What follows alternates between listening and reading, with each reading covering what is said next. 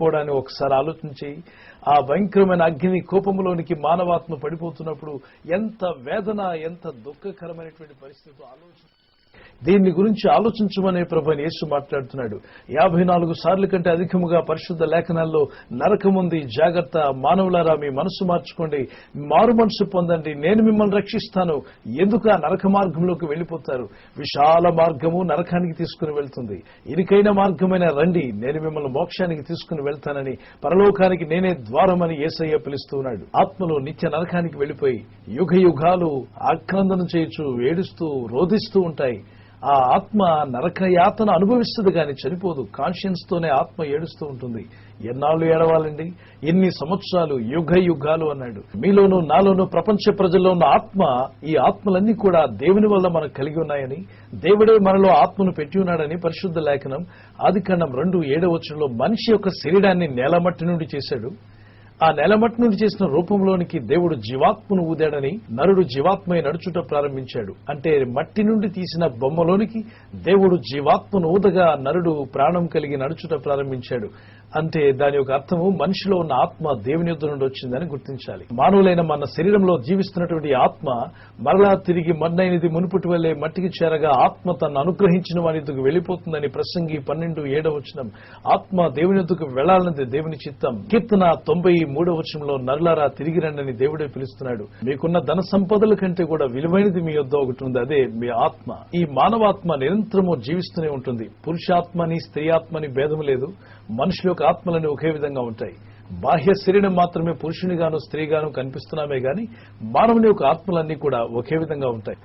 ప్రకటన 20:15 ఎవని పేరైనను జీవగ్రంథమందు వ్రాయబడినట్టు కనబడిన ఎడల వాడు అగ్నిగుండంలో పడవేయబడును. ప్రకటన 21:8 పిరికి వారును, అవిశ్వాసులను, అసహ్యులను, నరహంతకులను, వ్యభిచారులను, మాంత్రికులను, విగ్రహారాధికులను, అబద్ధికులందరూ అగ్ని గంధకములతో మండు గుండములో పాలు పొందుతురు. ఇది 2వ మరణం. మానవులైన మనందరి యొక్క ఆత్మలు ఆ పరమాత్మ యొద్ద నుండే మనలోకి వచ్చున్నాయి. మరలా తిరిగి ఆయనలోనే కలిసిపోవాలి, ఆయన యొద్దకి వెళ్ళాలి అంటే మరి ఈ పాప శరీరంలో జీవించినప్పుడు ఈ భూగోళంలో మనం చేసిన పాపములు ఆ దేవుని యొద్దకు వెళ్లకుండా, పరమాత్మని యొద్దకు మీ ఆత్మను వెళ్లకుండా అడ్డగిస్తుంది మానవుని యొక్క పాపం. రోమా 3:23 ఏ భేదమును లేదు, అందరూ పాపము చేసి దేవుడు అనుగ్రహించే మహిమను పొందలేకపోతున్నారు.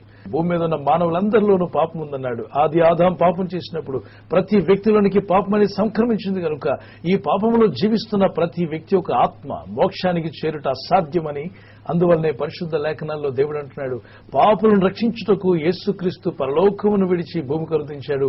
మనుషుల్లో ఉన్న పాపాన్ని తీసివేసి మానవాత్మలను మోక్షానికి చేర్చాలన్నది ఆయన యొక్క తుది నిశ్చయం, ఆయన యొక్క కోరిక, ఆయన యొక్క ఆశ. అందుకే ఆయన శిలువలో రక్తం కార్చవలసి వచ్చింది. ఎందుకంటే మన ఆత్మలు మోక్షానికి చేర్చుటకు అయ్యే ఖర్చు యేసు ప్రభువారు చెల్లించారు. నరకానికి మనిషి ఆత్మ వెళ్లకుండా మోక్షానికి చేర్చుటకు, పాతాళ అగ్నిగుండంలోనికి మానవాత్మ వెళ్లిపోకుండా మోక్ష మార్గంలోనికి దేవుని యొద్దకు చేర్చాలనే ఉద్దేశంతో ఆ అయ్యేటువంటి ఖర్చు, ఖరీదంతా యేసుక్రీస్తు పరిశుద్ధ రక్తం. ఏ పాపమెరుగని యేసు ప్రభువారి యొక్క పవిత్ర రక్తాన్ని నీ కొరకు, నా కొరకు నరకయాతన శిలువలో అనుభవిస్తూ ప్రభు చిందించాడు. ప్రపంచ ప్రజల ఆత్మలను రక్షించుట కొరకు ప్రభువైన యేసు చేసిన ప్రాణ త్యాగమే నేడు మన ఆత్మలకు మోక్ష మార్గాన్ని కలుగజేస్తున్న సత్యాన్ని నేటికైనా గ్రహించండి. గ్రహించి ఉంటే దేవునికి స్తోత్రం. ఇంకా మీరు తెలుసుకునే వారైతే తప్పనిసరిగా ప్రభువైన యేసు గాయాలు పొందడానికి గల కారణం ఏంటి, యేసు ప్రభువారు శిలువ మోయవలసిన అవసరం ఏంటి, ఏ పాపమెరుగని యేసు ప్రభువారు శిలువలో మన కొరకు చిత్రహింసలు పాలవడం గల అవసరత ఏంటో ఒక్కసారైనా ఆలోచించు బిడ్డ. ఆయన చేసిన త్యాగమేంటో ఒక్కసారి ఒకమారు ఆలోచించి చూడు. సత్యమేంటో నువ్వు గ్రహిస్తావు. నీ ఆత్మ అనగా మనిషి ఆత్మ నిత్య నరకానికి వెళ్లిపోకుండా నిత్య మోక్షమునకు చేర్చుట కొరకే కదా యేసు ప్రభువారు ప్రాణత్యాగాన్ని చేశారన్న విషయాన్ని, ఎంత యాతన, ఎంత బాధ ఆయన శిలువలో భరించాడో ఒకసారైనా ఆలోచించావా? యేసు ప్రభువారు నీ కొరకు చేసిన ప్రాణత్యాగం నీకు అలసైపోయిందా? నీకంత చీపుగా అనిపిస్తుందా? ఒకవేళ ప్రభు చేసిన ప్రాణత్యాగం ఎవరి కోసమో చేశాడని నువ్వు భ్రమపడుతున్నావేమో. నీ కోసం, మీ ఆత్మ మోక్షానికి చేర్చాలని. యేసుక్రీస్తుని నమ్మి అంగీకరించకపోతే నాకేమవుతుందండి అంటున్నారేమో. యెషయా 66:24 అక్కడ అగ్ని ఆరదు, పురుగు చవదనే భయంకరమైన నరకం ఉందని, మనుషుడు చనిపోయినప్పుడు వాని యొక్క ఆత్మ నిత్య నరకాగ్నిగుండంలోనికి, ఆ లోయలోనికి, ఆ లోయ వంటి భయంకరమైన అగ్ని గుండములోనికి త్రోసివేయబడుతుంది. మనుషులు చేసిన పాపాలే తోసివేస్తున్నాయి. మానవ పాపములే మన ఆత్మలను మోక్షానికి తీసుకువెళ్లకుండా మన పాపములే మనలను పాతాళానికి ఈడ్చుకుపోతున్నాయి. అయస్కాంతం ఇనుప ముక్కలను లాగివేస్తున్నట్టుగానే పాతాళ బలము నుండి ఎవరు తప్పించుకోగలరు? అంటే పాపములో ఏ వ్యక్తి మరణించినా, ఈ లోకంలో జీవిస్తున్న వ్యక్తులు ఎవరైనా పాపములో మరణిస్తే అతను ఎంత ధనవంతుడైనా ఎంత గొప్పవాడైనా పక్షపాతం లేదు, నిత్య నరకగ్నిగుండానికి లాగివేయబడతాడు. మ్యాగ్నెట్ కి ఇనుప ముక్కలు లాగే పవర్ ఉంది. ఇనుము అని తెలిస్తే అది లాగేసుకుంటుంది, ఆకర్షిస్తుంది. అలాగనే పాతాళ బలము నుండి తప్పించుకోగలిగిన నరుడెవడు అని పరిశుద్ధ లేఖనాల్లో దావీదు మహారాజు అంటాడు. పాతాళ బలము నుండి తప్పించుకోగలిగిన నరుడెవరని?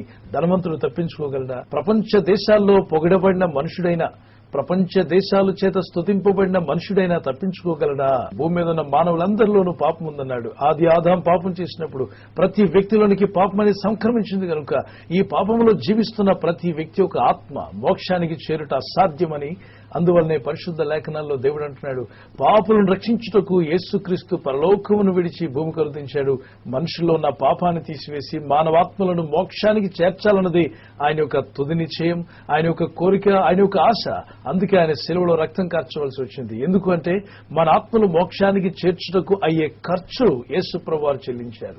నరకానికి మనిషి ఆత్మ వెళ్లకుండా మోక్షానికి చేర్చుటకు, పాతాళ అగ్నిగుండంలోనికి మానవాత్మ వెళ్లిపోకుండా మోక్ష మార్గంలోనికి దేవుని యొద్దకు చేర్చాలనే ఉద్దేశంతో ఆ అయ్యేటువంటి ఖర్చు, ఏ పాపమెరుగని యేసు ప్రభువారి యొక్క పవిత్ర రక్తాన్ని నీ కొరకు నా కొరకు నరకయాతన శిలువలో అనుభవిస్తూ ప్రభు చిందించాడు. ప్రపంచ ప్రజల ఆత్మలను రక్షించుట కొరకు ప్రభుని యేసు చేసిన ప్రాణ త్యాగమే నేడు మన ఆత్మలకు మోక్ష మార్గాన్ని కలుగజేస్తున్న సత్యాన్ని నేటికైనా గ్రహించండి. ప్రభుని యేసు నా హృదయంలోనికి రమ్ము, నా ఆత్మను రక్షించుము అని మనం ఆయన్ని స్వీకరించి, యేసు ప్రభువా నీవు శిలువలో చిందించిన నీ పవిత్ర రక్తంలో నా పాపములను కడిగివేయమని మనం మొరపెట్టుకున్నప్పుడు మన ప్రార్థన ప్రభు ఆలకించి తప్పక నేడే ఈ క్షణంలోనే మీలో ఉన్న ప్రతి పాపమును తన రక్తంతో కడిగివేయగల శక్తిమంతుడు యేసుక్రీస్తు ప్రభువారు. ఆయన మరణించి మూడవ నాడు సజీవుడిగా తిరిగి లేచింది మిమ్మల్ని రక్షించుటకు, మనందరినీ రక్షించుటకు.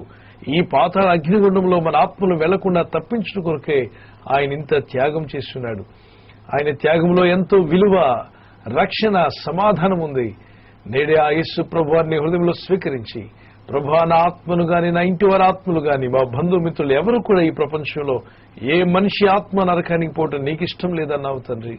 అయితే నేడే నన్ను రక్షించుము ప్రభువా, నాలోనికి రమ్మని మనం పిలిస్తే ఇప్పుడే ఈ క్షణంలోనే యేసునాథుని హృదయంలోకి వచ్చుట గాని సిద్ధంగా ఉన్నాడు. యేసు ప్రభువా నా హృదయంలోకి రమ్ము అని ఆహ్వానించండి. ప్రార్థన చేసుకుందాం. ఈ ప్రార్థన చేస్తూ ఉండగానే ప్రభు యొక్క ఆత్మ మీలోనికి వచ్చుట గాని సిద్ధంగా ఉన్నాడు. వింటున్న, వీక్షిస్తున్న నా సహోదర సహోదరి, నీలో ఏ దోషమున్నా, ఏ పొరపాటున్నా, ఎంత ఘోర పాపినైనా యేసు ఒక్క క్షణంలోనే క్షమించి తన బిడ్డగా, తన కుమారునిగా, తన పరిశుద్ధమైన కుమార్తెగా మార్చగల శక్తివంతుడైన యేసుక్రీస్తు ప్రభుని నీ హృదయంలో స్వీకరించావా? ఇంకా ఆలస్యం ఎందుకు? ఆ ప్రభుని యేసును స్వీకరించి నిత్య నరకగ్నిగుండాన్ని తప్పించుకో. నిత్య మోక్షానికి తీసుకువెళ్లగలిగిన నిత్య జీవం ఇచ్చే యేసు ప్రభుని నేడే పిలువుము. ఆయన ఇచ్చే రక్షణానందాన్ని సొంతం చేసుకోండి. ఆ పాతాళానికి, నరకానికి వెళ్లకూడదు అంటే భూమి మీద బ్రతికుండగానే ప్రవర్తన మారాలి. మన జీవిత విధానంలో మార్పు రావాలి. ఆ మార్పును యేసునందు మనం విశ్వాసం ఉంచి ప్రార్థించినప్పుడు ప్రభువైన యేసు తప్పక నీకు నాకు మార్పును తెస్తాడు.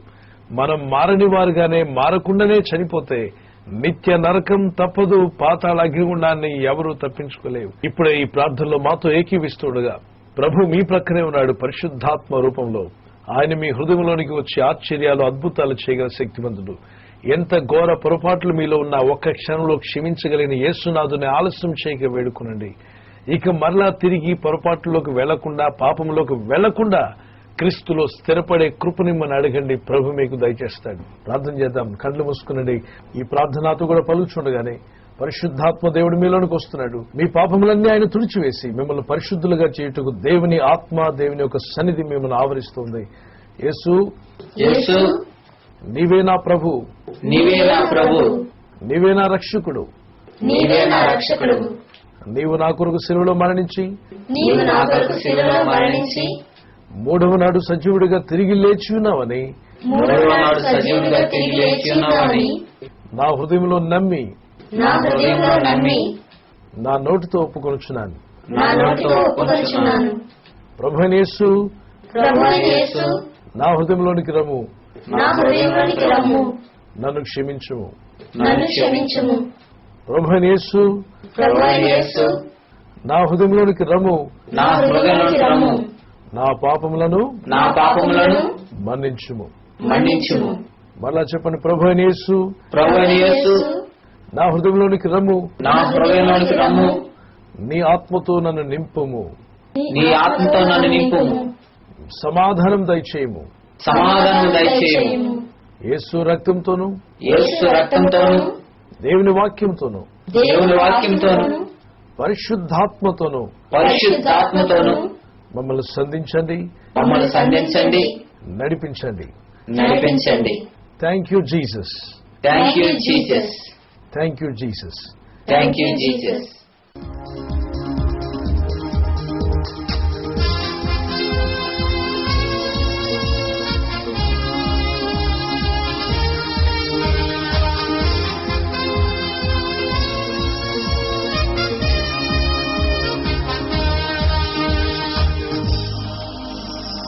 Would you be free from your burden of sin? There's power in the blood, power in the blood. Would you over evil or victory win? There is wonderful power in the blood. There is power, power, wonder-working power in the blood of the Lamb. There is power, power, wonder-working power in the precious blood of the Lamb. Would you be free from your passion and pride? There's power in the blood, power in the blood. Come for a cleansing to Calvary's side. There is wonderful power in the blood. There is power, power, wonder-working power in the blood of the Lamb. There is power, power, wonder-working power in the precious blood of the Lamb.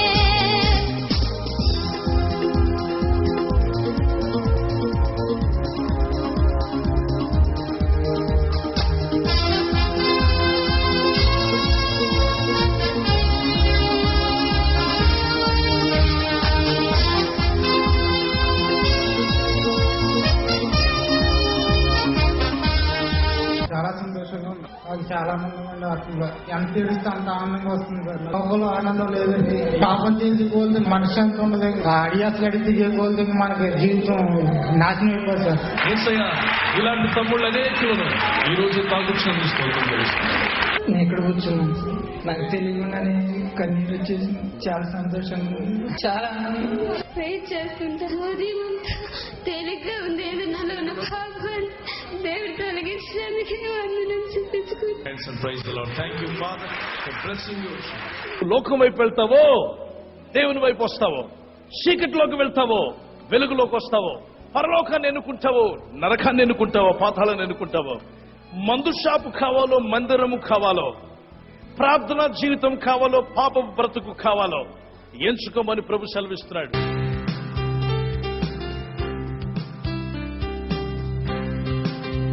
దైవజనులు దైవ సన్నిధి TV programme ద్వారా ప్రసారం చేయబడినటువంటి message titles: చింతపడకుడి,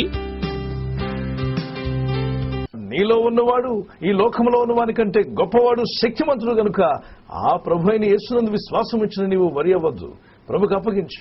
ప్రభుతో పోరాడు ప్రార్థనలో. ప్రభు అయిన యేసే ప్రేమ కలిగిన వాడు, ప్రభు అయిన యేసు ప్రేమ కలిగిన వాడు, దయగలవాడు, శక్తిమంతుడు గనుక ఆయన తన చేయి చాపి నీ యొక్క అక్కర్లను తీర్చగల శక్తిమంతుడు. ఫిలిప్పీ 4:19 అలాగే ఆయన సమస్తం చేయగల సమర్థుడని దానియేలు 3:17 ఇర్మియా 32:27 ఆయనకు అసాధ్యమైందంటూ ఏమీ లేదని. శోధన జయించుట